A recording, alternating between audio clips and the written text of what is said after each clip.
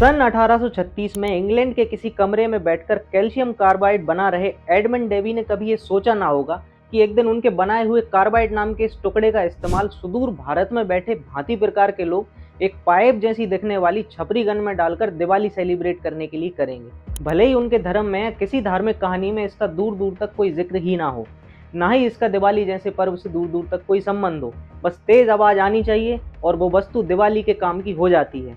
मतलब हर चमकती चीज सोना है और हर नीली टंकी सिंटेक्स है।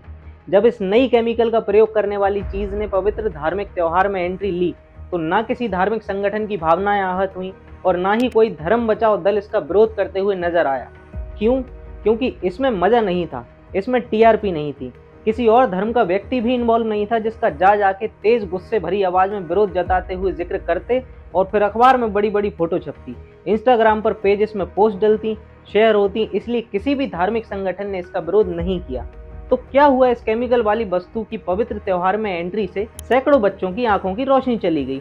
हमारे धर्म बचाओ नेता अगर इसका विरोध करते तो उनको उतनी टीआरपी नहीं मिलती।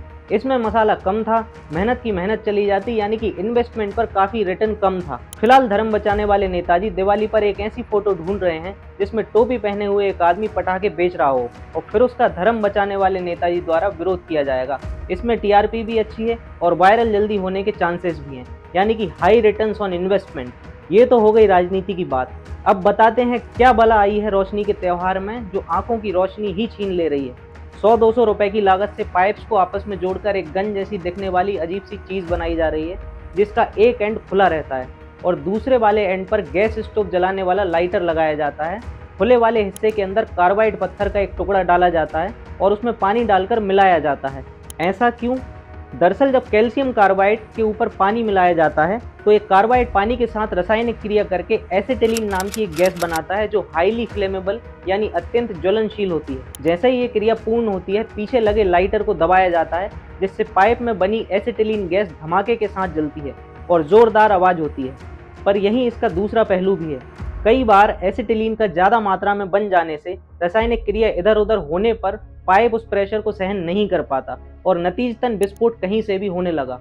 कभी हाथ में फूटने लगा, कभी गैस और कार्बाइड चेहरे और आंखों को झुलसाने लगे, पाइप के टुकड़े धमाके में घायल करने लगे। सैकड़ों केसेस में केमिकल आंखों में चला गया जिससे लोगों की देखने की शक्ति चली गई। पूरी दिवाली भरे बाजार सड़क पर तिरपाल बिछाकर अथॉरिटीज के सामने ये गन बेची जाती रही, लेकिन ना किसी ने चेक किया और ना ही किसी ने रोका। अब जगह जगह बेचने वालों को पकड़कर उनको अंदर किया जा रहा है।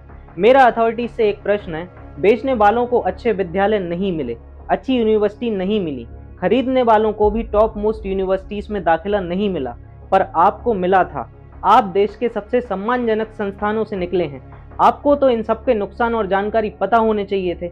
आपको तो समय रहते इसको बिकने से रोकना चाहिए था। कहने का मतलब है कि ये बड़े बड़े आईएएस जो कि ऑफन आईआईटीज निकाल चुके होते हैं, कई बार ये आईआईटीज क्रैक कर लेते हैं और आईआईटी की जॉब में मन लगने के बाद ये सिविल सर्विसेज में आते हैं। जब ये आईआईटीज क्रैक करते हैं तो ये बड़ी बड़ी प्राइवेट ऑर्गेनाइजेशंस में, गूगल माइक्रोसॉफ्ट में सीईओ बनते हैं या बड़े बड़े पदों पर होते हैं। उस टाइम पे बहुत शार्प तरीके से काम करते हैं, बड़े बड़े डेटा प्रस्तुत करते हैं, कंपनी का सेल्स फोरकास्ट कर देते हैं। तो आईआईटी पास करने के बाद जब बड़ी बड़ी कंपनी में जाते हैं तो किस तरीके से शार्पली एक्टिव होकर, प्रोएक्टिव होकर काम करते हैं, जरा एक नजारा देखिए उसका। आज की हमारी कंपनी की इस इंडिया वाइड मीटिंग में मैं आप सभी को विश्वास दिलाना चाहता हूं कि हमारी इल्लू चिल्लू फार्मा कंपनी ने जो नई दवा बनाई है, वो नई दवा लॉन्च होने के बाद हमारी कंपनी का प्रॉफिट 300% बढ़ जाएगा और इल्लू चिल्लू फार्मा कंपनी इंडिया की सबसे बड़ी फार्मा कंपनी बन जाएगी। और जो नई दवा हमने बनाई है उससे निकलने वाले हानिकारक कंपोनेंट्स का और केमिकल्स का भी हमने रिसर्च पूरी कर ली है, उसकी एक लिस्ट बना ली है और दवा में ऐसे कंपोनेंट्स डाइल्यूट कर दिए हैं जिससे किसी भी केमिकल का कोई हानिकारक प्रभाव नहीं होगा। एज यू नो, इल्लू चिल्लू company when works perfectly।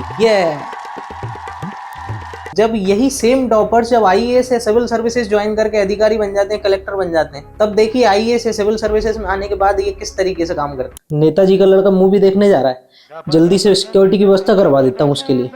TI को फोन लगा देता हूँ। हाँ दिनेश टीआई। जैन सर। हाँ जैन, मैं ये कह रहा हूँ एक थाने से पीसीआर का वाहन फॉलो ऑन जो रहता है वो एक विधायक जी के बंगले के बाहर पहुंचा दो। क्यों सर? अरे वो विधायक जी के लड़के को यार वो मूवी देखने जाना है, उसकी विधायक जी की पत्नी भी है, थोड़ा आगे आगे चलती रहेगी बढ़िया। सर पर विधायक जी तो कार में नहीं है, फिर थाने का वाहन क्यों?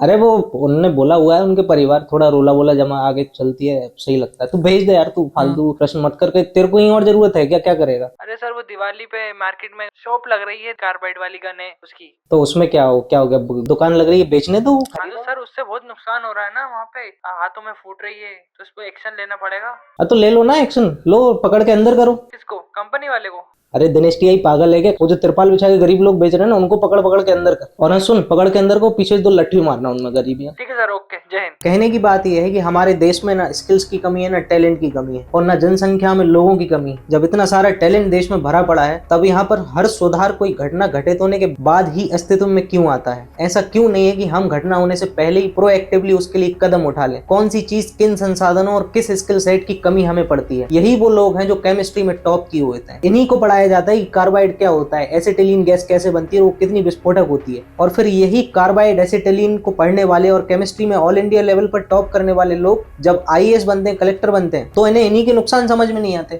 मूल बात यह है कि सिस्टम के सारे अधिकारी जनता को खुश करने से ज्यादा नेताजी लोगों को खुश करने में लगे रहते हैं। अभी बहुत सारे लोगों को लग रहा है मैं क्या बोल रहा हूँ, आईएएस 2-4 मामलों में ऐसा होता होगा, लेकिन आईएएस पूरी तरीके से नेताजियों की सेवा में लगे रहते हैं। बिल्कुल सही बात है भाई। इसका एक नमूना अभी आपने नितिन गडकरी के एक लेटेस्ट इंटरव्यू में देखा होगा। नितिन गडकरी उसमें खुद बता रहे हैं, उसकी लिंक में दे दूंगा, कि एक बार वो एयरपोर्ट से उतरे और कार में बैठते ही उनको बहुत तेज प्रेशर बन गया, उनको शौचालय जाने की जरूरत महसूस हुई। पूरी कार के रास्ते उन्होंने कंट्रोल करने की कोशिश की, जिस जगह उनको पहुंचना था वहां पर उनको सलामी वगैरह लेनी थी, तो उन्होंने सलामी वगैरह ली अधिकारियों से और पुलिस के अधिकारियों से। और फिर सलामी लेने के बाद वो बता रहे हैं कि उनका सलामी में तो ध्यान था ही नहीं, क्योंकि उनको शौचालय जाना था बहुत जोर से। और दौड़ भाग करके जैसे ही वो शौचालय जाके उस सारी बिल्डिंग की सीट में बैठे, तो वो निपट के जब उठने को हुए तो वो उससे चिपक गए। क्यों? क्योंकि शौचालय की सीट पर किसी ने ऑयल पेंट पोत दिया था और वो उससे चिपक गए और उनको इतना ज्यादा दर्द हुआ। बकौल नितिन गडकरी उनके ही वर्ड्स में, उन्हें इतना तेज गुस्सा आ रहा था कि अगर वो यहाँ से फ्री होते तो सबसे पहले तो वो अधिकारी को मारते, क्योंकि बकौल नितिन गडकरी उनको इतना दर्द हुआ, उनके बाल भी खिंच गए थे उस घटना में। के बाद नितिन गडकरी बताते हैं कि उन्होंने एक अधिकारी को बुलाया और उनसे पूछा कि तुम कौन हो, तुम्हें क्या बीई की डिग्री फर्जी लेके रखी है, तुम्हें पता नहीं है कैसे क्या ये टॉयलेट की सीट में ऑयल पेंट कौन पोतता है? तो सिविल इंजीनियर बोलता है सर मैं आईआईटी पास आउट हूँ। तो एक IIT pass out topper sharp बंदे का आप जवाब देखिए, उसकी मेंटेलिटी देखिए सरकार में सर्विस ज्वाइन करने के बाद। वो कहता है कि हमको हमारे बाबू और अधिकारियों ने बता कर रखा था कि साहब बहुत ज्यादा स्ट्रिक्ट हैं, तो जो कुछ दिखता है सब पोत डालो, हर जगह पे